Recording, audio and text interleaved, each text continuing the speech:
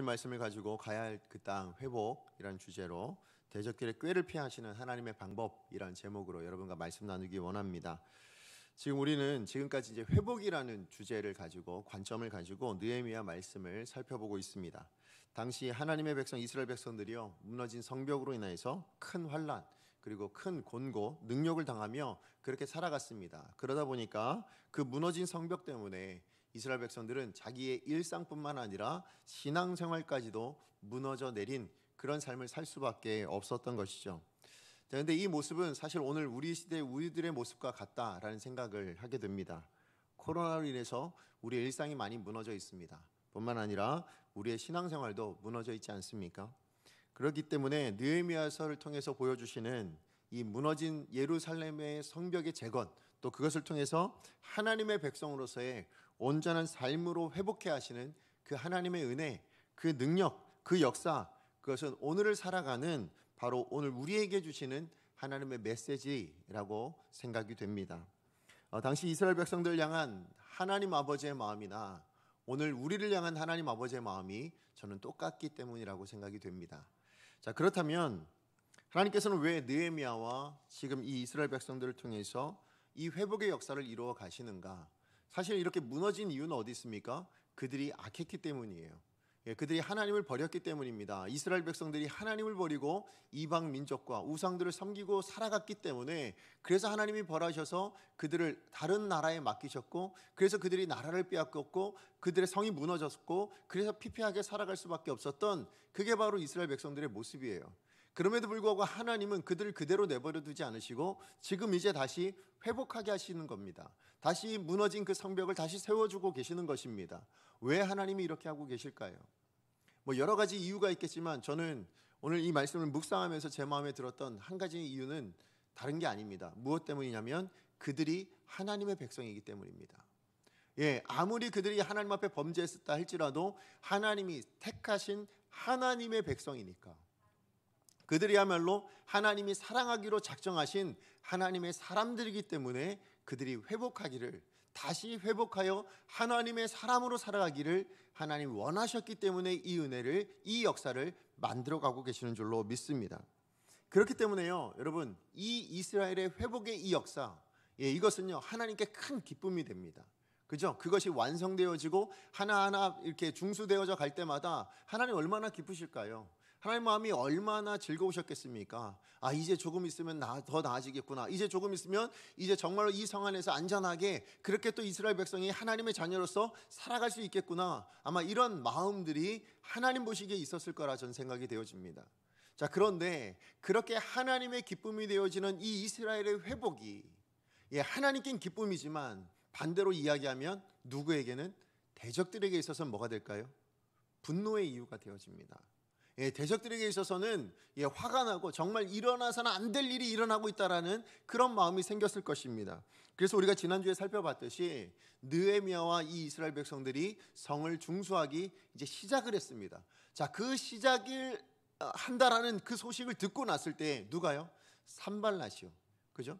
그 산발롯이 뭐라고 얘기합니까? 분노했다라고 얘기합니다. 1절 말씀 보니까 크게 분노했노라 그렇게 이야기를 하고 있습니다. 자, 그리고 오늘 우리가 읽는 이 7절 말씀에서도 마찬가지예요. 여러분 지난주에 우리가 살펴봤듯이 산발랏이 그들을 이스라엘 백성들을 향해서 비웃습니다. 조롱을 합니다. 그러면서 공격을 했습니다. 자, 그런데 그런 공격에도 불구하고 느헤미야와 이스라엘 백성들은 그 대적들을 바라보지 않고 누굴 바라봅니까? 하나님을 바라보죠. 하나님 앞에 기도합니다. 기도로 나아갔을 때 어떤 일이 일어납니까? 성이 완성되어지기 시작하는 거예요. 단숨에 뭐예요? 성이 전체가 연결되어지기 시작했고 하나로 그리고 그 성벽의 높이가 절반에 이르렀노라 그렇게 이야기를 하고 있습니다. 그게 우리가 지난주까지 살펴봤던 말씀이에요. 자, 그런데 그 소식을 들은 이 이야기를 또 들은 이 산발랏과 또 그 대적들이 뭐라고 반응하고 있습니까? 자, 우리 7절 말씀 같이 한번 읽어봅니다. 시작. 산발락과 도비아와 아라비아 사람들과 암몬 사람들과 아스돗 사람들이 예루살렘 성이 중수되어 그 허물어진 틈이 메꾸어져 간다함을 듣고 심히 분노하여. 아멘. 여러분 1절에서는 어떻게 분노했다고요? 크게 분노했다고 얘기하고 있는데 지금 7절에 와서는 어떻게 분노합니까? 심히 분노했노라. 지금 그렇게 이야기를 하고 있습니다. 지금 분노의 크기가 훨씬 더 커져가고 있는 게 느껴지시죠? 지금 분노가 훨씬 더 강해지고 있다는 것을 알 수가 있습니다. 예, 게다가요, 여러분 이전에는 산발락과 도비아가 화를 냈어요. 예, 산발락과 도비아가 분노를 냈습니다. 자, 그런데 오늘 본문에 보면 대적이 늘어났다라는 걸 알 수 있어요. 이제는 산발락과 도비아를 비롯해서 아라비아 사람들, 암몬 사람들, 심지어는 뭐예요? 아스돗 사람들까지도 분노하며 이스라엘을 대적하고 있는 모습을 볼 수 있습니다. 예, 하나님의 역사가 일어나기 시작하면요, 대적은 더 불일 때 일어나게 됩니다. 오히려 대적들이요, 주변에 있는 수많은 대적들이 함께 일어나 연합해서 대적하는, 오히려 하나님의 일을 막으려고 하는, 방해하려고 하는 그런 일들이 일어나더라라는 것이죠. 자, 그런데 지금 오늘 본문에 보면 이 대적들이 분노만 거세진 게 아니에요. 또 무엇이 일어납니까? 이 산발락과 그 중심으로 하고 있는 그 대적들이 연합을 했어요. 그리고 연합해서 뭐 합니까? 이 이스라엘의 회복을 막기 위한 악한 계획을 세우고 있습니다. 악한 꾀를 하고 있어요. 자, 비웃음과 조롱의 말로 안 되니까 그걸로 공격하니까 먹히질 않는 거예요. 그러니까 다른 방법 뭐예요? 실제적인 무력을 통해서 이제는 핍박과 환난과 공격과 이런 것들을 통해서 이제 한번 도발해 보려고 그렇게 계획을 세웁니다. 우리 8절 말씀 같이 한번 읽어보겠습니다. 8절입니다. 시작. 다 함께 꾀하기를 예루살렘으로 가서 치고 그것을 요란하게 하기로. 분노한 이후에 일어난 일이에요. 그들이 심히 분노하여 그다음 뭐 했어요? 다 함께 꾀하기를, 다 함께 계획을 세운 것입니다. 이제 예루살렘으로 가서 치자. 그리고 우리 11절 말씀도 또 한번 읽어볼까요? 11절입니다. 시작.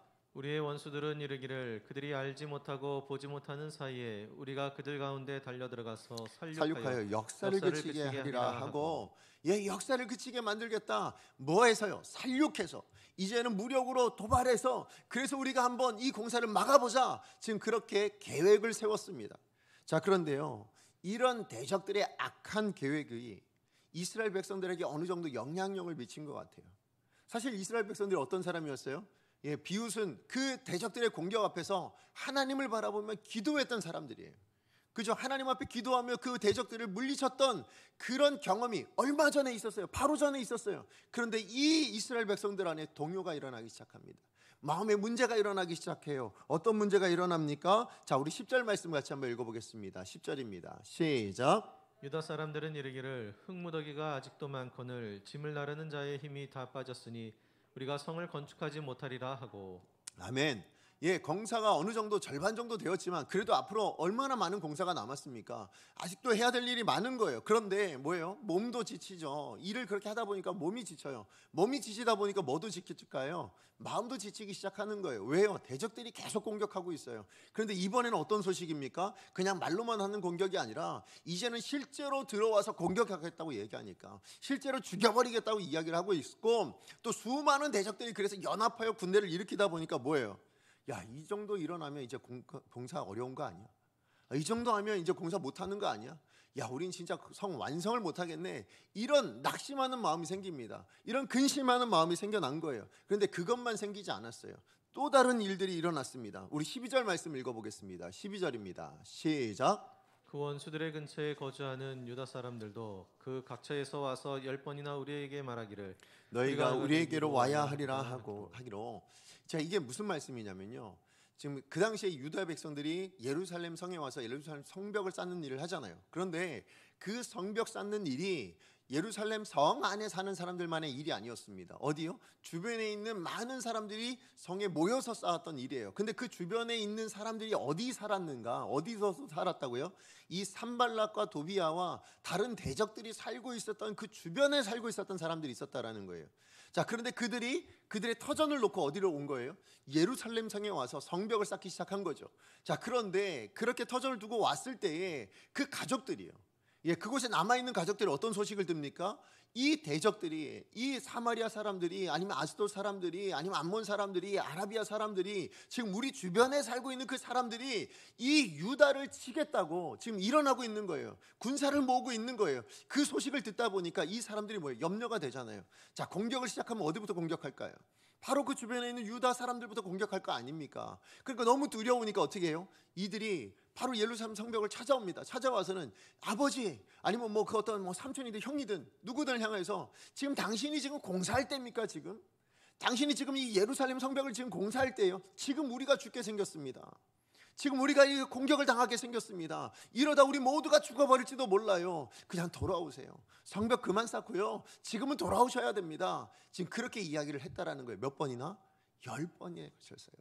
계속해서 이야기하는 겁니다. 아니야, 난 그래도 성벽을 쌓고. 안 됩니다. 지금 성벽 쌓을 때가 아니라고요. 우리가 지금 죽게 되었는데, 지금 우리가 공격을 당하게 생겼는데, 지금 큰 문제가 일어나게 생겼는데, 그럴 수 없어요. 그러시면 안 됩니다. 그렇게 만류하러 몇 번이나 10번에 걸쳐서 계속해서 왔다라는 것입니다. 그러니까 지금 이스라엘 백성들에게 얼마나 큰 요동이 일어났겠어요. 그죠? 얼마나 큰 마음의 동요들이 일어났겠습니까? 그러나 이 두 가지 사건의 결국적인 하나의 목적은 하나 있었어요. 대적들이 바라던 목적은 뭘까요? 이런 동요들을 통해서 지금 뭘 생각하게 됐을까요? 성벽을 그만 쌓아야 되나? 성벽은 완성하지 못하는 거 아니야? 이런 마음이 생겨나기 시작했다라는 거예요. 자, 그런데 이 마음은 사실은 이스라엘 백성들 안에 그런 마음이 생겨나는 겁니다. 야, 이렇게 피곤하고 힘든데, 이런 공격들, 이런 문제가 있는데 우리가 성벽을 쌓아서 되겠는가? 뿐만 아니라 지금 가족들도 뭡니까? 와서 똑같이 얘기하는 겁니다. 그거 봐요, 안 된다니까요. 지금은 성벽 쌓을 때가 아니라 지금은 좀 지나가야 되지 않겠습니까? 지금 이 문제를 좀 해결해야 되지 않겠습니까? 이게 먼저인 것 같아요. 성벽은 나중에 쌓읍시다. 나중에라도 할 수 있잖아요. 지금 이런 이야기들 결국 뭡니까? 대적들이 원했던 바인 거예요. 사단이 원하고 있었던 바인 거예요. 산발락과 도비아와 그 대적들이 함께 꾀했던 이유가 어디 있습니까? 성을 쌓는 걸 못하게 하자, 이거였잖아요. 자, 그러니까 공격도 시작하기 전에 뭡니까? 이미 이스라엘 백성들 안에 정말 하면 안 되는 거 아닌가? 라는 사단이 원하는, 대적들이 원하는 그런 목적대로 그렇게 움직이려고 하는 그런 일들이 일어나게 되었다라는 것이죠. 근데 사실은 이런 연약함들이요, 어쩌면 우리가 신앙생활을 하는데 우리 안에 나타나고 있는 연약함일 수도 있다라는 생각이 듭니다. 무슨 얘기냐면, 여러분, 분명히 성벽을 쌓아 회복하는 건 하나님이 기뻐하시는 일이에요. 그죠? 하나님 원하시는 일입니다. 이거는 누구라도 다 알아요. 이스라엘 백성들도 다 알고 있는 일이었을 것입니다. 오늘날 우리가 신앙생활 할 때도 마찬가지예요. 우리가 예배를 드리거나, 아니면 우리가 말씀을 보거나, 우리가 기도를 하거나, 아니면 우리가 이 땅을 살아가는데 말씀대로 순종하며 실천하며 그렇게 살아가는 것, 하나님이 기뻐하실 만한 일, 정말 하나님이 원하시는 일이라는 것 누구라도 다 합니다. 자, 그런데 그렇게 살아가려고 하다가 뭐가 생기면, 문제가 생기면, 그것 때문에 어려움이 생기면, 그것 때문에 힘든 일이 생기면 뭐예요? 큰 갈등이 일어나기 시작합니다. 어떤 갈등이 일어나요? 네, 정말로 내가 이 신앙생활 하는 걸로 이 사회생활의 이 일부를 내가 지금 손해봐야 할 만큼, 포기해야 할 만큼 그렇게 내가 이렇게 열심히 신앙생활을 할 필요가 있나? 이런 마음들이 생겨나기 시작합니다. 정말 내가 말씀대로 지키려고 하다 보니 이런 이익들을, 정말 내가 이런 이익을 포기하면서까지 내가 말씀을 지키며 그렇게 정직하게 살아갈 필요가 있나? 주변에 다른 사람들 보면 저렇게 속이고 저렇게 하고 이런 편법들을 사용해서 이익을 챙기고 있는데, 내가 성도란 이유로 나는 왜 이렇게 해야 되나? 나는 왜 이런 손해를 입어야 되나? 이런 마음들이, 이런 유혹들이 생기기 시작합니다. 그냥 한번 눈 감고 넘어가면, 그냥 나도 다른 사람들 다 하는 일이니까 나도 저들처럼 그냥 하면 그냥 저렇게 살아갈 수 있는 거 아닐까? 이런 갈등들이 막 일어나기 시작해요. 뿐만 아니라 여러분, 피곤하면 어떤 마음 생깁니까? 여러분, 정말 피곤하고 힘들면, 내가 이렇게 피곤하고 힘든데 지금 말씀 볼 시간이, 그냥 잠이나 더 잘까? 이런 마음들 생기지 않으세요? 아니면 여러분, 정말 문제가 힘들고, 아니면 또 마음의 은혜가 떨어지기 시작하면 뭐예요? 내가 진짜 하고 싶은 일들도 참 많은데 그런 것 하나도 못하면서 내 시간 희생하면서 교회 와서 봉사하는 거, 이거 뭐 봉사가 그만큼 가치가 있나? 아마 이런 마음들이 우리 안에 막 생겨나기 시작한다라는 거예요. 여러분, 어떠세요? 여러분, 이런 갈등들 한 번도 없으셨습니까? 아마 우리 안에 한 번쯤은 다 해봤던 그런 고민들이고 갈등일 겁니다. 예, 맞아요. 우린 그런 연약함들이 있는 거예요. 예, 사단이 그것들을 원하고 있는 겁니다. 왜요? 하나님이 기뻐하는 일을 안 했으면 좋겠거든요. 예, 하나님이 기뻐하는 삶을 살아가지 못하도록 만드는 게 사단의 계획이고 우리 대적들의 계획이기 때문인 거예요. 그러다 보니까 여러분 기도할 때도 뭐예요? 우리 하나님 앞에 이런 문제들로 기도하면 뭐라고 기도하냐면 이런 갈등이 없는 인생이 되게 하여 주시옵소서. 그렇게 기도합니다. 이런 갈등조차가 일어나지 않는 삶을 살아갈 수 있게 해주세요. 그런 삶의 환경들이 있게 해주세요. 이렇게 기도하지, 하나님 이런 갈등 안에서 내가 이 모든 것을 포기하더라도 하나님을 선택하고 하나님을 기쁘시게 선택할 수 있는 그런 마음, 그런 자세, 그런 삶의 태도를 주세요라고 기도하기 쉽지 않아요. 그죠? 오히려 뭐예요? 그런 상황 자체를 없애주시는 게 맞죠. 이런 문제 안 만나게 해주셔야죠. 그냥 문제 없이 편안하게 신앙생활할 수 있도록 그렇게 만들어주세요를 기도하지, 이 어려움 가운데도 하나님 선택할 수 있게 해주세요. 이 어려움 가운데도 하나님 기뻐하시는 일을 선택할 수 있는 믿음이 있게 해주세요. 이렇게 기도하지 않아요. 그렇게 선택하고 결단할 수 있는 나의 신앙생활의 모습이 있게 해주세요. 그렇게 기도하기가 쉽지 않더라는 거예요. 그런데 정말 감사하게도요, 오늘 본문을 보시면 분명히 이런 동요가 일어났고 이런 연약한 모습들이 나타나고 있음에도 불구하고 오늘 본문의 결과는 어떻게 됩니까? 이 느헤미야와 이스라엘 백성들이요, 성벽 쌓는 일을 포기하지 않더라는 거예요. 여전히 더욱 힘쓰고 애써서 그 성벽은 쌓아져 가고 있더라, 완성되어져 가고 있더라 라는 것을 우리가 확인할 수 있습니다. 분명히 대적들의 악한 계획, 그 꾀를 통해서 이스라엘 백성들 안에 큰 동요가 일어났어요. 연약함들이 드러났습니다. 자, 그럼에도 불구하고 어떻게 이스라엘 백성들은 그 모든 연약함들을 이겨내고 그 모든 악한 대적들의 꾀를 이겨내고 이 성벽을 계속해서 쌓아 나갈 수 있었을까요? 무엇 때문일까요? 이스라엘 백성들이 어마어마한 힘이 생기고 능력이 있어서였을까요? 아니에요. 오늘 본문에 보니까 그 이유는 딱 하나라고 얘기합니다. 뭘까요? 그것은 우리를 위하여 싸우시는 하나님이 계시기 때문이에요. 자, 우리 20절 말씀 같이 한번 읽어보겠습니다. 20절입니다. 시작.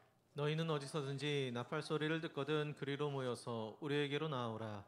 우리 하나님이 우리를 위하여 싸우시리라 하였느니라. 아멘. 예, 우리 하나님이 우리를 위해 싸우시는 분이시라는 거예요. 예, 하나님이 우리와 함께 싸워주고 계신다라는 거예요. 그리고 그 싸우시는 하나님은 어떻게 하셨다고요? 악인들의, 그 대적들의 꾀를 어떻게 하신다고요? 패하셨노라, 그렇게 얘기하고 있습니다. 우리 15절 말씀 같이 한번 읽어보겠습니다. 시작. 우리의 대적이 우리가 그들의 의도를 눈치챘다 함을 들으니라. 하나님이 그들의 꾀를 패하셨으므로 우리가 다 성에 돌아와서 각각 일을 하였는데. 아멘. 예, 우리를 위해 싸우시는 그 하나님이 뭐 하셨다고요? 그 대적들의 꾀를 패하여 주셔서, 예, 그래서 연약하지만, 예, 그래서 우리가 부족하지만, 그래서 우리 안에 동요가 일어나고, 예, 그런 어려움들이 있었음에도 불구하고 예루살렘 성은 여전히 쌓아져 가고 있었다라는 거예요. 결국 누가 하시는 거예요? 하나님이 하시고 계신 거예요. 하나님이 하시고 계시기 때문에 일어난 일이라는 것입니다.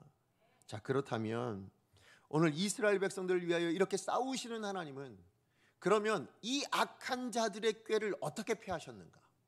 그죠? 이 대적들의 꾀를 어떻게 패하셨을까요? 어떤 방법으로 패하고 계신가를 오늘 우리가 좀 살펴볼 필요가 있는 것 같아요. 왜요? 우리 안에도 대적들이 계속해서 악한 꾀로 다가오니까. 그죠? 그러므로 우리 안에 이 회복을, 우리 인생에 지금 이 시대에도 우리가 회복이 필요한데, 이 회복을 이루어내기 위해서 그럼 이 대적을, 꾀를 하나님께서는 어떻게 패하시는가를 오늘 본문을 통해서 두 가지로 나누기 원합니다. 자, 첫 번째입니다.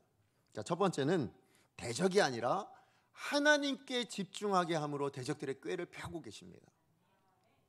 우리 14절 말씀 같이 한번 보겠습니다. 14절입니다. 시작. 내가 돌아본 후에 일어나서 귀족들과 민장들과 남은 백성들에게 말하기를 너희는 그들을 두려워하지 말고 지극히 크시고 두려우신 줄을 기억하고 너희 형제와 자녀와 아내와 집을 위하여 싸우라 하였느니라. 아멘.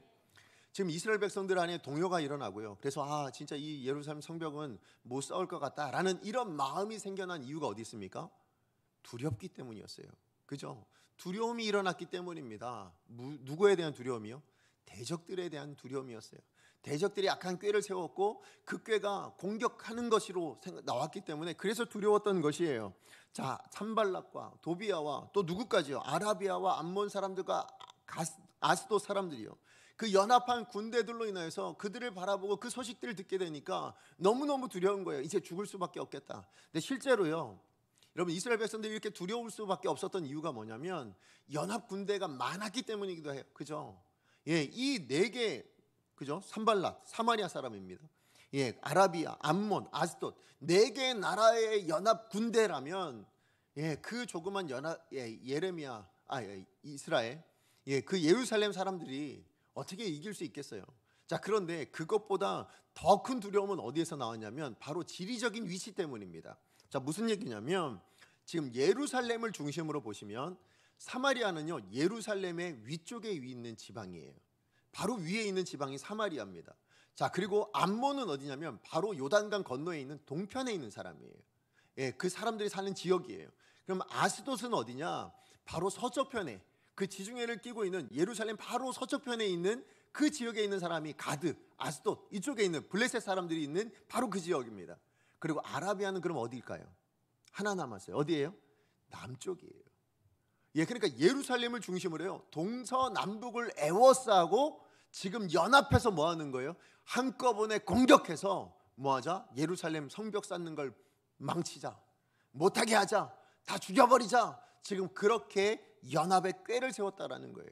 자, 그러니까 예루살렘 사람들의 입장에서 뭐예요? 유다 사람들, 이스라엘 백성들의 입장에서는 지금 동서남북 사방을 둘러봐도 도망갈 곳이 없어요. 이제는 그 안에서 공격해오면 꼼짝없이 죽을 수밖에 없는, 어디로도 도망갈 수 없는, 정말 사방이 꽉꽉 막혀있는 그런 상황 가운데 직면해 있었다라는 것입니다. 자, 그러니까 얼마나 두렵겠어요. 아니, 도망갈 곳이 없어요. 뭐 땅을 파고 들어갈 것도 아니고 성벽이 완성되어져 있는 것도 아니고 이제 우리는 공격하면 이제 죽을 수밖에 없다, 이런 마음이 생길 수밖에 없죠. 자, 그런데 그런 상황임에도 불구하고 오늘 느헤미야는 지금 이스라엘 백성들을 향해서 뭐라고 얘기하고 있습니까? 그들을 바라보지 말라는 거예요. 예, 그들을 바라보지 말고 누구를 보라고 기억하라고 얘기하고 있습니까? 지극히 크고 두려우신, 예, 주를 기억하라고 얘기하고 있습니다. 지금 무슨 얘기예요? 그들을 두려워하지 말라. 무슨 얘기입니까? 저 대적들이 두려워해야 될 대상이 아니라 누가 두려우신 분이다? 하나님이야말로 우리가 두려워해야 될 분이다. 우리만 두려워해야 될 부분이 아니라 사실은 누가요? 온 우주 만물이 두려워해야 될 대상이 누구예요? 하나님이시라는 거예요. 예, 하나님만이 두려워해야 할 대상이지 대적들이 두려워해야 될 대상이 아니라는 것입니다. 우리가 대적들이 뭐라 하든, 대적들이 어떤 꾀를 세우든, 대적들이 규모가 크든 작든 그것이 중요한 것이 아니라 우리는 누구를 바라보면 된다? 하나님을 바라보면 된다는 거예요. 하나님을 바라보아야 진짜 두려워해야 될 대상이 누구인지를 알 수 있기 때문에 그렇다라는 것입니다. 여러분, 하나님이 크실까요? 대적들이 컸을까요? 하나님이 크세요. 예, 하나님이 크신 하나님이십니다. 여러분, 우리의 문제가 크겠습니까? 하나님이 크시겠습니까? 하나님이 크세요. 우리의 문제를 다 해결할 수 있는 능력, 전능하신 하나님이 바로 우리의 하나님이시거든요. 그 어떤 대적이라 할지라도, 그 어떤 문제라 할지라도 하나님 앞에서는 아무것도 아니에요. 힘을 다 잃을 수밖에 없어요. 자, 그런데 문제는 뭐냐면 우린 그 하나님을 압니다. 우린 그 하나님에 대해서 다 믿습니다. 신뢰합니다. 그럼에도 불구하고 왜 이스라엘 백성들 안에는 두려움이 생겼을까요? 아니, 그럼에도 불구하고 왜 우리는 이 땅을 살아가면서 문제만 만나면, 왜 어려움을 만나면 두려운 마음부터 생겨날까요? 그 이유는 어디 있냐면 하나님을 바라보지 못하고 문제를 보고 있기 때문이라는 거예요. 상황을 보고 있기 때문이라는 거예요. 맞아요. 아무리 하나님의 사람이라 할지라도요, 아무리 뛰어난 용사라 할지라도, 믿음의 용사라 할지라도 문제 보면 두려울 수밖에 없어요. 왜요? 우린 연약하니까. 여러분, 마태복음 14장에 보면 예수님께서 이제 제자들을 명령하셔서 갈릴리 호수를 먼저 건너가라 하세요. 자, 그리고 이제 예수님께서 남으셔서 기도를 하시는데 밤이 되었습니다. 자, 그래서 건너가는데 어떤 일이 있습니까? 풍랑이 일어나죠. 그래서 그 배를 타고 건너가던 이 제자들이 다 죽을 위기에 처합니다. 자, 그때 예수님께서 어떻게 해요? 짠 나타나시죠. 어떻게 나타나십니까? 무리를 걸으시면서, 그죠? 풍랑을 헤치면서 무리를 걸으시면서 그렇게 제자들에게 오십니다. 근데 제자들이요, 그 모습을 보고 뭐라고 얘기합니까? 와, 예수님이다 하고 기뻐했어요? 아니죠. 귀신이다 하고 놀랍니다. 예, 그러면 다 두려워하고 있어요. 자, 그런데 그 중에서 딱 한 사람만은 그 상황 가운데 다른 이야기를 합니다. 그 한 사람이 누굴까요? 베드로입니다. 자, 우리 14장 28절 말씀이에요. 우리 같이 한번 읽어보겠습니다. 시작. 베드로가 대답하여 이르되 주여 만일 주님이시거든 나를 명하사 물 위로 오라 하소서 하니. 아멘. 참 대단한 믿음이지 않습니까? 그죠? 이 정도 믿음이라면 정말 대단한 믿음인 것 같아요. 모두가 다 귀신이다. 예, 물 위로 어떻게 사람이 걸어올 수 있겠나? 물 위에 보이는 사람이라면 귀신일 거야. 다들 그렇게 생각하고 있을 때에 지금 베드로는 뭐예요? 예수님이라면 가능하시다는 거예요. 그죠? 예수님이시라면 하실 수 있다라는 거예요. 그 믿음이 있었어요. 그러니까 당신이 주시여든, 예, 당신이 예수님 맞으시다면, 그렇다면 나도 예수님처럼 이 무리를 걸을 수 있게 하셔서 저로 예수님 곁으로 갈 수 있게 해주세요. 예, 그렇게 기도하고 있는 거예요. 그렇게 요청하고 있는 거예요. 그 믿음을 보시고 예수님께서 어떻게 하셨어요? 대답하십니다. 뭐라고? 오라 라고 얘기하십니다. 그래, 와, 이렇게 얘기를 하세요. 자, 그랬을 때 베드로가 어떻게 해요? 진짜 믿음이 대단해요. 어떻게 합니까? 그 풍랑이 있는 바다에 이제 그 배를 버려두고요, 배에서 뛰어내립니다. 그렇죠? 그리고 물 위에 섭니다. 그리고 물 위를 걸어서 어딜 가요? 예수님을 향해서 걸어갑니다. 예수님을 향해서 나아갑니다. 자, 그런데 문제는 뭐예요? 조금 있다 보니까 어떤 상황 가운데, 예, 바다에 빠져 이제 죽을 위기에 처하게 됐습니다. 베드로가, 이 믿음이 강했던 이 베드로가요, 지금 물 속에 빠져서, 바다 속에 빠져서 죽을 위기에 처했어요. 왜 그랬을까요? 자, 30절 상반절 말씀입니다. 같이 한번 읽어보겠습니다. 시작. 바람을 보고 무서워 빠져가는지라. 아멘. 예, 바람을 보니까, 예, 예수님을 보고 분명히 그 길을 걸어갔는데요, 그 예수님이 어디 가운데 계셨어요? 풍랑 가운데 계셨잖아요. 풍랑의 중심 안에 계셨어요. 예, 풍랑이 왜 일어납니까? 바람이 무섭도록 일어나니까 풍랑이 일어나는 거 아닙니까? 예, 바람이 여전히 막 파도를 헤치고 막 그러고, 그 심각한 바람을 바라보니까 뭐예요? 두려워지기 시작했다는 거예요. 예수님이 계신 그 자리에 있지만 그 옆에 불고 있는 바람을 보니까 두려워지기 시작했다는 거예요. 아무리 위대한 믿음의 사람이라 할지라도, 예, 그래서 그 믿음 때문에 무리를 걸었던 사람이라 할지라도 예수님을 바라보지 못하고 뭘 바라볼 때요? 바람을 바라볼 때, 문제를 바라볼 때, 어려운 이유를 바라봤을 때에는 누구라도 두려워질 수밖에 없다라는 거예요.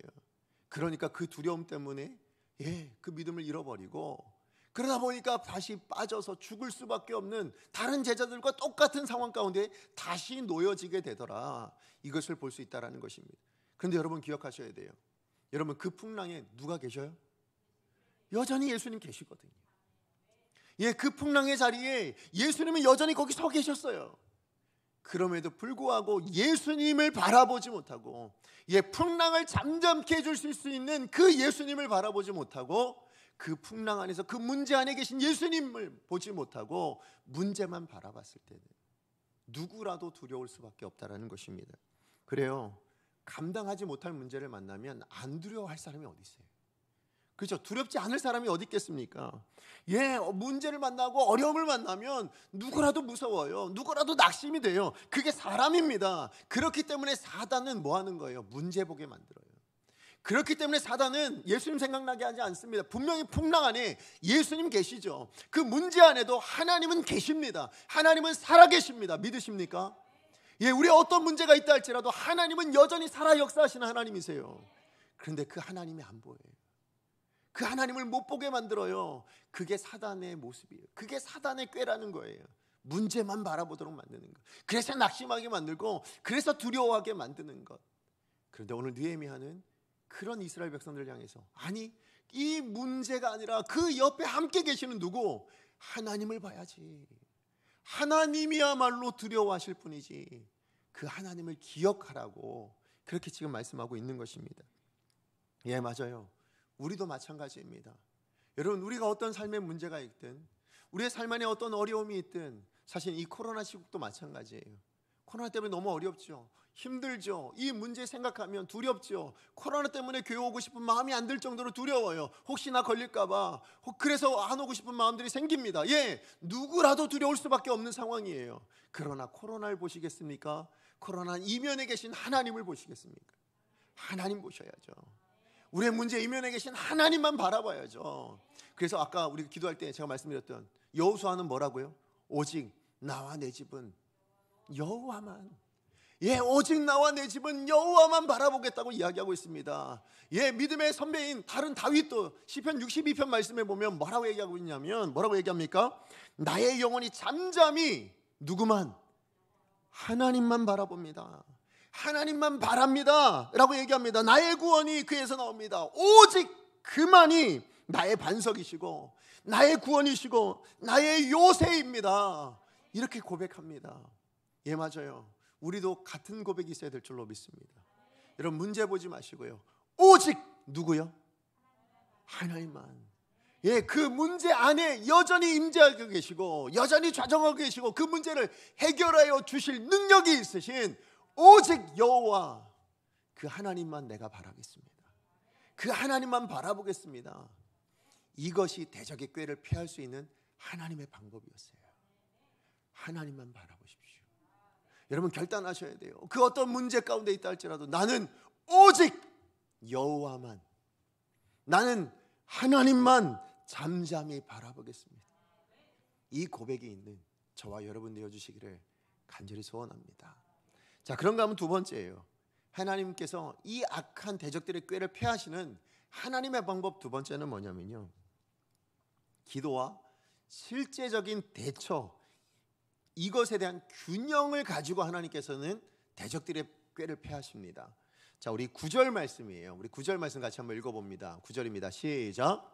우리가 우리 하나님께 기도하며 그들로 말미암아 파수꾼을 두어 주야로 방비하는데. 아멘. 저 오늘 이 말씀에 보면 우리가 뭘 했어요? 하나님 앞에 기도를 했습니다. 예, 하나님 앞에 기도하는 것 분명히 필요합니다. 우린 기도해야 될 사람들이에요. 우리는 하나님의 사람들이니까 하나님 앞에 반드시 기도해야 됩니다. 그러면 끝나나요? 아니라고 말씀합니다. 오늘 말씀을 보니까 뭐라고 얘기하고 있어요? 그들로 말미암아 파수꾼을 두어 주야로 방비했다고 이야기하고 있습니다. 자, 이게 여러분 우리 지금 개역 개정으로 보니까 이런데요, 새번역 성경으로 보면 훨씬 더 선명하게 나옵니다. 우리 새번역 성경으로 우리 같이 한번 읽어보겠습니다. 새번역 성경입니다. 시작. 그래서 우리는 한편으로는 우리의 하나님께 기도를 드리고 다른 한편으로는 경비병을 세워 밤낮으로 지키게 하였다. 아멘. 한편으로는 뭐 했다고요? 하나님께 기도하는 한편을 취했어요. 그런데 그것만 취하는 건 옳은 게 아니라는 거예요. 그건 다 한 게 아니라는 거예요. 또 다른 한편으로는 뭐 해야 된다고요? 경비병을 세울 수 있는 것, 그것까지가 일어나야 비로소 대적들이 패하게 되어진다라는 거예요. 그런데 우리는 보통 어떻게 사냐면, 우리 신앙인들이 많은 부분에서 실패하고 있는 부분이 뭐냐면, 믿음이 좋다 하면 뭐만 붙들어요? 이 한편만 붙들어요. 하나님 앞에 기도하는 거면 다 되는 줄 알아요. 예배하는 것만 있으면 다 되는 것 줄로 생각합니다. 그런데 또 신앙이 좀 부족하다 생각하면 또 뭐만 생각해요? 기도하는 건 잘 안 하고 뭐예요? 내가 할 수 있는 거, 내가 해야 되는 거, 여기에만 최선을 다해서 살아가는 그런 사람들이 있다고요. 기도해서 뭐가 돼? 기도해서 뭐가 돼? 지금 해야 될 걸 해야지. 이렇게 말씀하시는 분들이 있어요. 어느 한쪽으로 치우치는 것이 우리들의 모습이더라고요. 이 균형을 잡아나가는 인생이 정말 성숙한 인생이고, 이 균형을 가지고 있는 사람이야말로 하나님의 역사를 이루어내는 사람들인데, 우린 그것을 많이 놓치고 있더라고요. 여러분, 온전한 신앙생활이라는 것은 이 두 균형을 이루어 가야 됩니다. 이 두 균형을 우린 가지고 있어야 돼요. 한편으로는, 다른 한편으로는 이 두 균형을 우리가 붙들 때에 비로소 하나님의 역사가 일어날 줄로 믿습니다. 그래서 찰스 스펄전 목사님이 이런 말씀을 하셨어요. 뭐라고 하셨냐면, 모든 것이 하나님께 달려있는 것처럼 기도하라. 무슨 얘기예요? 기도할 때는 하나님만이 하실 수 있습니다 라고 믿고 기도하라는 거예요. 하나님이 하지 않으면 안 됩니다라는 것으로 모든 것이 다 하나님께 달려있는 것처럼 기도해야 됩니다. 자, 그런데 그 다음이에요. 하지만 준비할 때는, 실제로 우리 삶 가운데 살아내야 될 때는, 뭔가를 해야 될 때는 뭐라고요? 모든 것이 너에게 달린 것처럼, 나에게 달린 것처럼 그렇게 일하는 게 필요하다라는 거예요. 기도했습니까? 일하셔야 된다라는 거예요. 일하셨습니까? 기도하셔야 된다라는 거예요. 이 두 가지를 다 붙들고 있을 때에 비로소 하나님의 역사는 이루어진다. 그렇게 말씀하고 있습니다. 오늘 본문에 하나님 분명히 우리를 위해 싸우시는 하나님이시죠. 그죠? 20절에 분명히 말씀하셨어요. 하나님 우리를 싸우십니다. 그 싸우시는 하나님이 대적들의 꾀를 패하셨습니다. 자, 그럼에도 불구하고 오늘 본문에 보면 여러분 진행되어지는 방법을 보면 뭐예요? 하나님이 직접 다 성벽을 쌓으시나요?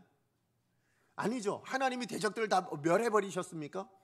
그러지 않으세요. 분명히 그냥 직접 싸우시면 가장 잘 쌓고 대적들을 패해버렸으면 그냥 끝날 일인데 하나님 그렇게 하지 않으세요. 오히려 이스라엘 백성들로 성벽을 쌓게 만들고 계시고 오히려 이스라엘 백성들로 성벽을 지킬 수 있도록 무장하도록 그렇게 만들어 가신다라는 것입니다. 이게 하나님의 방법이라는 거예요. 여러분 요한복음 11장 말씀을 보면 예수님께서요 죽은 나사로를 살리시는 이야기가 나옵니다. 그죠? 죽은 나사로를 살리시기 위해서 그가 죽은 지 사흘이나 되었을 때에 드디어 예수님께서 이제 나사로의 무덤을 가십니다. 그리고 그 나사로의 무덤 앞에서 예수님께서 이렇게 말씀하세요. 자, 우리 요한복음 11장 38절에 39절입니다. 같이 한번 읽어봅니다. 시작. 이에 예수께서 다시 속으로 동히 여기시며 무덤에 가시니 무덤이 굴이라 돌로 막았거늘 예수께서 이르시되 돌을 옮겨 놓으라 하시니 아멘. 지금 예수님께서 무덤에 가신 이유가 뭐예요? 예, 나사로를 살리시기 위해서예요. 예, 죽은 나사로를 살려내시기 위해서 예수님께 그런 능력이 있으면 여러분 믿으십니까? 그죠? 풍랑을 잠잠케 하시는 예수님은 사망도 이기시는 분이심을 여러분 믿으십니까? 예, 그 능력이 있으신 예수님께서요 오늘 그 무덤 앞에서 뭐라고 얘기하고 계시다고요? 돌을 옮겨 놓으라고 얘기하고 있어요. 아니 예수님 힘이 없어서 못 옮기셔서 그걸 옮겨 놓으라 하신 거예요? 아니죠. 아까 말씀드렸어요. 풍랑도 잠잠케 하시는 예수님이세요. 예, 죽은 자도 살리시는 예수님이세요. 그 정도의 능력이 있으신 예수님이신데 돌 하나 못 굴리시겠어요? 그런데 이 돌에 대해서는 누구에게요? 그 주변에 있는 마리아와 마르다에게 아니면 그 주변에 있는 사람들에게 직접 굴리라고 말씀하시는 겁니다. 왜 그렇게 말씀하셨을까요? 왜? 죽은 나사로는 내가 살릴게예요. 그죠? 죽은 나사로를 살리라고 말하지 않으셨어요. 죽은 나사로는 내가 살릴 테니까 네가 할 수 있는 일은 네가 하라는 거죠. 예, 지금 이 하나님의 역사가 일어납니다. 그 현장 가운데 있어요. 하나님이 일하실 것입니다. 하나님 역사하실 것입니다. 근데 그 하나님의 역사에 내가 할 일은 내가 할게. 그런데 네가 할 수 있는 일은 너도 해야지. 무슨 얘기냐면 하나님이 일하실 때 홀로 일하시는 분이 아니라 우리와 함께 동역하기를 선택하셨어요. 우리와 함께 일하기를 선택하셨어요. 그리고 그 선택을 통하여서 뭐예요? 나는 내 일 할 테니까 너는 너희 일을 하면 돼. 이렇게 말씀하시는 것입니다. 근데 우리는 보통 뭘 생각하냐면 하나님 앞에 우린 기도할 때요 나사로를 살릴 수 있는 능력을 내게 주세요 이렇게 기도할 때가 많아요. 그죠? 그런 능력을 구할 때가 많습니다. 이 병든 것을 낫게 할 수 있는 능력을 허락하여 주십시오 이렇게 기도하는 분들이 많아요. 아니요, 그 일은 누가 하실 일이에요? 하나님이 하실 일이에요. 우리는 뭘 기도해야 될까요? 하나님, 내가 할 수 있는 일을 하게 해주세요. 이게 사실은 더 건강한 기도입니다. 어쩌면 더 하나님 원하시는 기도라는 것입니다. 왜요? 우리가 이 땅에서 사람으로 지금 이렇게 연약한 인생으로 보내신 이유가 뭐예요? 여러분, 하나님의 일을 하라고 주신 게 아니에요. 하나님만 하실 수 있는 일을 하라고 우리를 이 땅에 보내신 것이 아니라 하나님의 일을 이루어 가실 때 그 하나님이 하실 일은 하나님이 하시도록 하고 우리는 뭐예요? 우리가 할 수 있는 일을 하라고. 그래서 우리를 이 땅 가운데 보내신 것입니다. 예, 맞아요. 우리는 하나님 앞에 기도해야 합니다. 왜요? 기도는 우리가 할 수 있는 일이니까. 그리고 성벽을 쌓아야 하는 것입니다. 왜요? 그건 우리가 할 수 있는 일이니까요. 분명히 그것을 완성하시고 그래서 회복을 이루어내시는 건 하나님의 역사이고 하나님께서 반드시 그렇게 이루어 가실 것이지만 그러나 그 일을 이루어내는 데 있어서 하나님이 다 하지 않으세요. 우리와 함께 하십니다. 우리를 통하여서 일하십니다. 우리를 통하여 이 대적들의 꾀를 패하시는 거예요. 우리가 연약하지만 우린 부족하지만 그런 우리를 붙들어 하나님은 하나님의 일을 이루어 가신다라는 것입니다. 그러므로 여러분, 우린 기도하면서 우리가 가야 될 자리에 가셔야만 해요. 우리가 서야 될 자리 서야만 하는 것입니다. 그리고 하나님은 하나님 일 하도록 하나님의 자리를 내어드리고요. 그리고 우린 뭐 해야 돼요? 우리 자리에서 우리 일을 최선을 다해서 감당해 주셨으면 좋겠어요. 여러분, 코로나 이 시국에요, 이 코로나를 물리치실 건, 이 코로나를 물러나게 할 건 누가 하실 일이에요? 하나님이 하실 일이에요. 우리가 코로나를 물러나게 할 수 없어요. 우리가 뭔데요? 우리는 아무것도 할 수 없어요. 이 작은 바이러스 앞에서도 우리는 아무것도 할 수 없는 게 우리라는 것을 2년 동안 우리는 지금 경험하고 있지 않습니까? 그러나 우리가 할 수 있는 일이 있어요. 여러분, 이 코로나 중에도 예배하는 건 우리가 할 수 있는 일 아닙니까? 이 코로나 중에도 하나님의 말씀을 읽고 묵상하는 건 우리가 할 수 있는 일이에요. 이 코로나 중에도 우리가 서로 치료하고요, 서로를 배려하고 서로를 도와줄 수 있는 건 우리가 할 수 있는 일이잖아요. 이 일은 우리가 감당해야 합니다. 이것을 감당하고 우리의 자리를 지켜내고 있을 때에 하나님은 하나님의 역사를 만들어 가시면서 우리와 함께 이 모든 어려움을 이겨나게 하실 줄로 믿습니다. 그러므로 여러분, 지금 있는 여러분의 자리는요, 하나님의 역사를 이루어가는 동역자로 세우신 자리임을 여러분 믿으시기 바랍니다. 여러분, 이 예배자의 예배자로 서는 것도 하나님과 동역하는 일입니다. 여러분, 이 자리에서 여러분 반주로 아니면 안내로 섬기시는 여러분, 하나님께서 하나님의 역사를 만들어 가시는데 동역하고 계시는 일이에요. 여러분, 교사로 섬기시거나 구역장으로 섬기시거나 이거 다 뭐예요? 하나님이 동역자로 여러분을 세우신 거예요. 무엇을 위해서? 하나님의 일을 이루어내는 데 있어서. 그것만일까요? 아니요. 여러분의 삶의 자리에서도 마찬가지예요. 여러분, 아버지는 아버지로서의 역할을 감당하실 때에 하나님과 동역하는 사람인 줄로 믿습니다. 어머니가 어머니의 일을 감당하고 있을 때에 그 일은 하나님과 동역하는 일이에요. 우리의 자녀들이 자기의 주어진 학업을 열심히 하고 자기의 주어진 삶을 최선을 다해 살아내고 있을 때에 그 삶은 하나님과 동역하는 일이라는 거예요. 여러분, 우리는 하나님과 동역하는 사람들이에요. 동역자로서 우리에게 맡겨진 일을 최선을 다해서 감당해 나가는 거예요. 한 손으로는 하나님 붙들어야죠. 한 손은 하나님 앞에 기도해야죠. 그러나 다른 한 손으로는 뭡니까? 내게 주어진 삶의 자리를, 하나님께서 맡기신 그 자리를, 하나님께서 보내신 그 자리를 지켜내는 것, 그것에서 우리의 수고를 감당해내는 것, 그것이야말로 하나님께서 이 땅에 하나님의 대적들의 꾀를 패하시고 하나님의 역사를 이루어내시는 하나님의 방법임을 여러분 믿으시기 바랍니다. 이 균형이 우리에게 있어야 돼요. 이 균형을 우리 강성교회가 가져야 될 줄로 믿습니다. 그러므로 저는 여러분에게 권면드립니다. 여러분, 코로나로 참 많이 두려워서요, 지금 우리 예배 주변을 보시면 예배의 자리에 나오지 못하고 또 섬기는 일을 사실 두려워서 하지 못하는 분들도 있습니다. 당연히 두려울 수밖에 없어요. 그건 나무랄 일이 아닙니다. 두려워하는 건 나무랄 일이 아니에요. 왜요? 우리가 다 인생인데요. 다 두려울 수밖에 없어요. 그렇기 때문에 우리는 누굴 봐야 돼요? 오직 하나님 봐야 돼요. 오직 여호와를 바라보시길 바랍니다.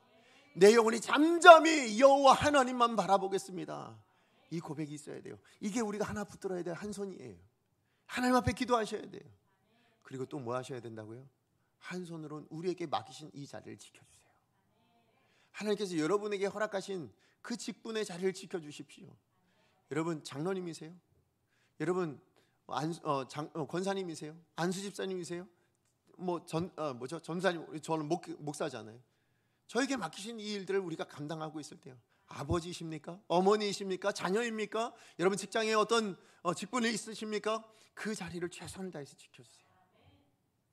그렇게 우리가 최선을 다해서 우리에게 지켜나갈 때 하나님 반드시 우리를 통하여 우리와 함께 하나님의 역사를 만들어 가실 줄로 믿습니다. 그 역사를 하나님과 동역할 수 있는 복된 성도님들 되어주시기를 간절히 소원합니다. 다시 한번 부탁드립니다. 이 세상을 바라보면 두려울 수밖에 없습니다. 코로나 생각하면 두려울 수밖에 없어요. 두려운 게 문제가 아니에요. 뭐가 문제예요?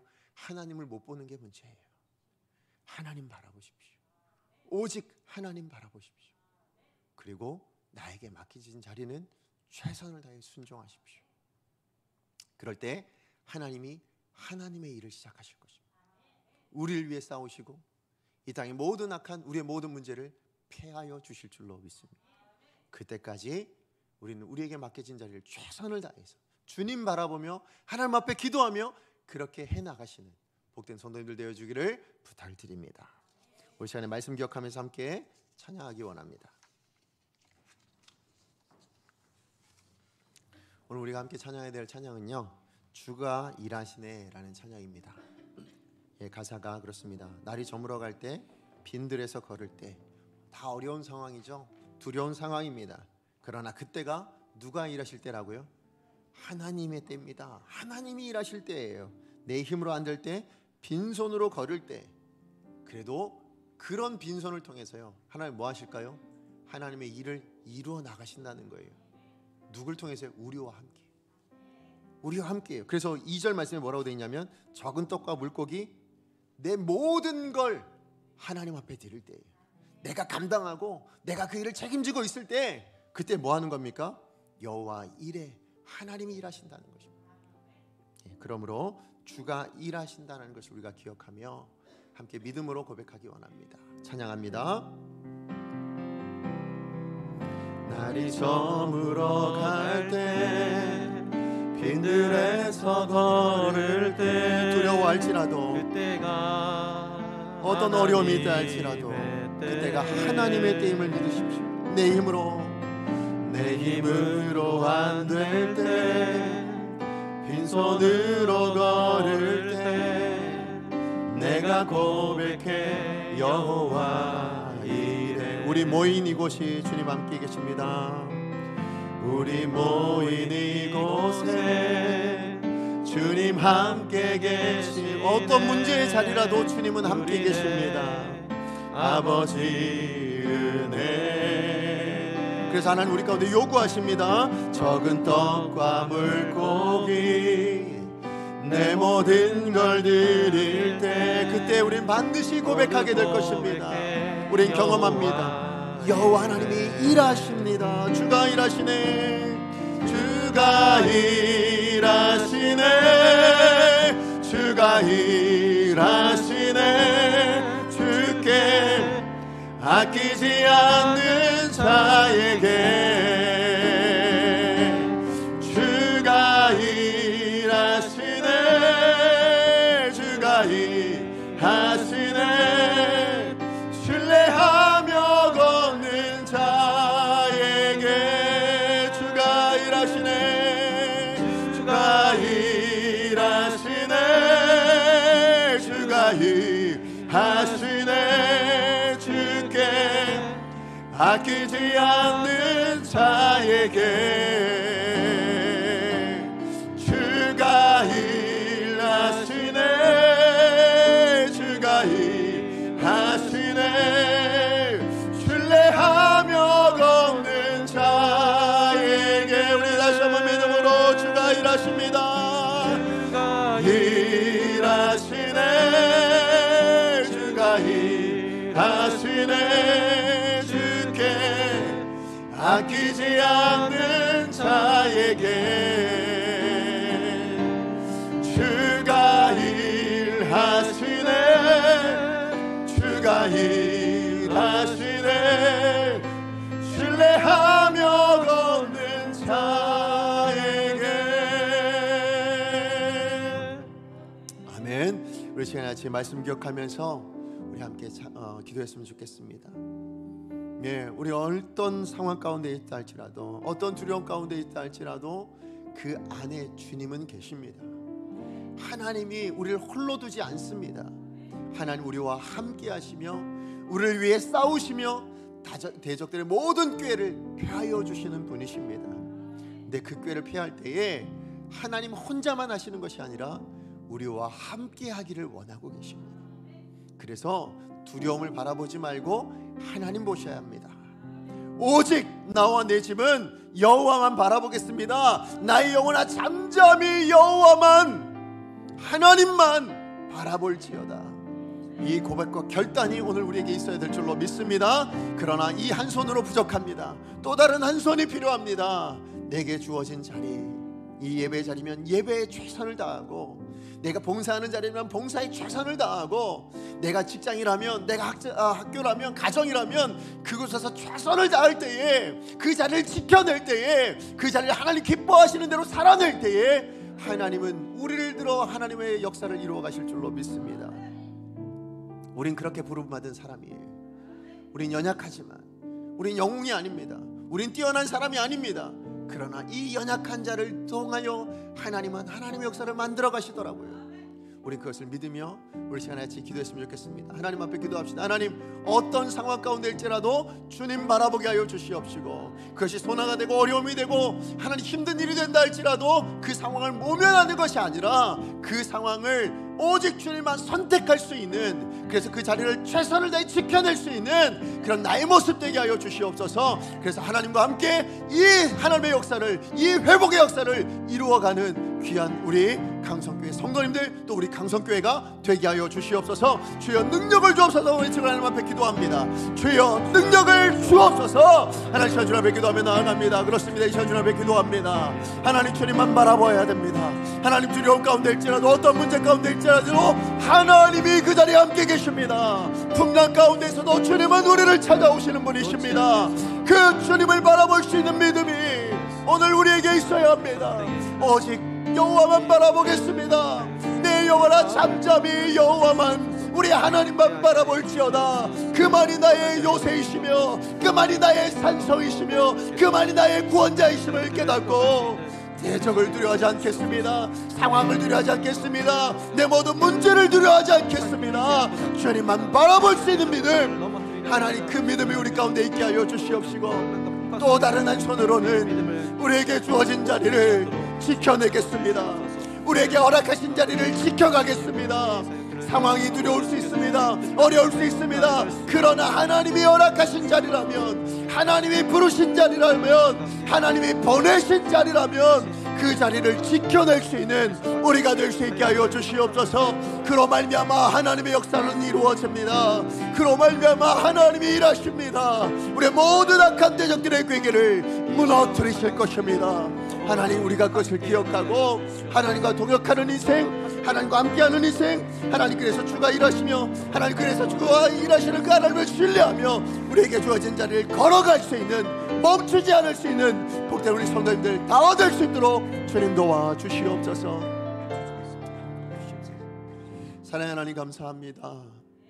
오늘도 말씀을 통해서 우리를 향한 하나님 아버지의 마음이 무엇인지, 우리를 향한 하나님 아버지의 기대가 무엇인지를 알게 해주셔서 감사합니다. 우리 인생은 하나님을 기쁘시게 하는 것이 우리 인생의 본분일진데, 하나님 그 인생을 위해서도 우리의 대적들의 궤계는 무너뜨려야 될 줄로 믿습니다. 대적들의 꾀는 파야 될 줄로 믿습니다. 하나님, 대적들은 우리를 두렵게 합니다. 문제로, 상황으로, 어려움으로, 코로나로 우리를 두렵게 만들고 있습니다. 그러나 그 문제 안에 계신 하나님을 바라볼 수 있는 믿음의 눈이 열려지게 하여 주시옵소서. 오직 주님을 바라보고, 하나님 우리가 두려워해야 될 것은 하나님이심을 기억하게 하여 주시옵소서. 우리가 하나님의 일들을 놓칠 때에 오히려 두려우신 하나님이 역사하실 것을, 하나님 심판의 하나님이심을 우리가 기억하고 그 하나님을 생각하고 하나님을 기쁘시게 해드리는 것을 선택할 수 있는 그런 우리가 될 수 있기를 원합니다. 그 일을 위해서 우리가 할 수 있는 일을 하나님이 보내신 자리에서, 하나님께서 허락하신 자리에서 우리가 해야 될 일들을 감당할 수 있는 그런 우리가 되게 하여 주시옵소서. 목사인 저부터 목사답게 하나님 그렇게 내 일을 감당할 수 있게 하여 주시옵소서. 우리의 모든 직분자들 직분자답게 그 일을 감당하게 하여 주시옵소서. 우리 부르신 모든 봉사자들 봉사자의 자리에서 하나님과 동역하는 자리임을 기억하고 하나님의 역사를 이루어가는 자리임을 기억하고 충성할 수 있는 자들 되게 하여 주시옵소서.